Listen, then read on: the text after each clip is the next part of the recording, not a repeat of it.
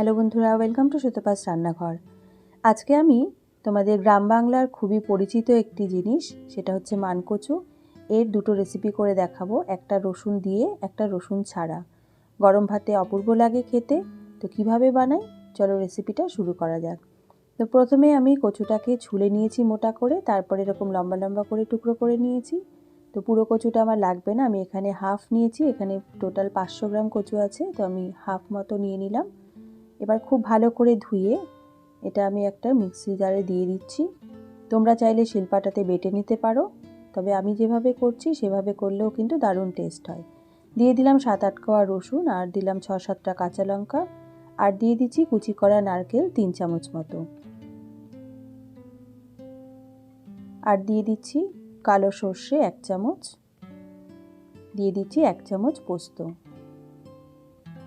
এবার দিয়ে দিচ্ছি স্বাদ অনুযায়ী নুন, আর ব্যালেন্স করার জন্য দিচ্ছি সামান্য একটু চিনি। এবার খুব ভালো করে পেস্ট করে নেব। তো দেখো পেস্ট করে নেওয়া হয়ে গেছে। এবার ওপর থেকে একটু কাঁচা সর্ষের তেল ছড়িয়ে দিয়ে গরম ভাতের সাথে জাস্ট জমে যাবে। তোমরা অবশ্যই ট্রাই করে আমাকে জানিও তোমাদের কেমন লাগলো।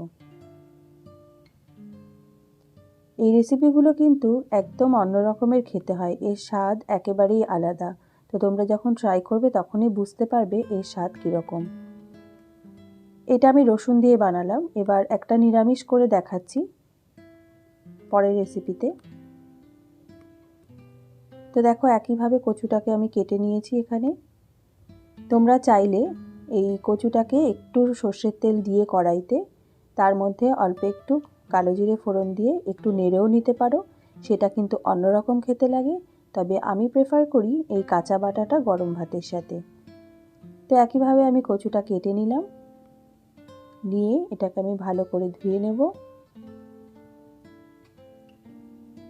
ধুয়ে নেবার পর এবার একটা মিক্সিং গ্রাইন্ডারে দিয়ে দিচ্ছি কচুটা,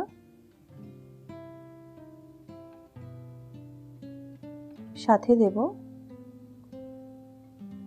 7-8টা কাঁচা লঙ্কা, দিয়ে দিচ্ছি সর্ষে।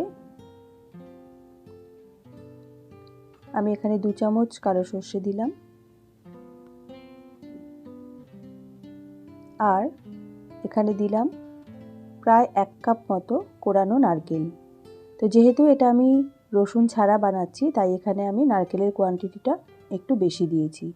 দিয়ে দিচ্ছি স্বাদ অনুযায়ী নুন। এবার খুব ভালো করে একটা পেস্ট বানিয়ে নেব।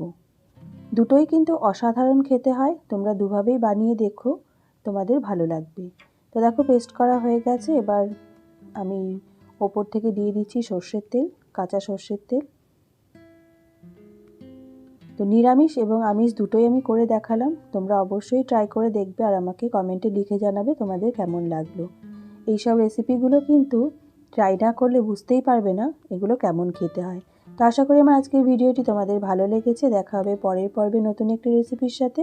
তোমরা ভালো থেকো, সুস্থ থেকো, ধন্যবাদ।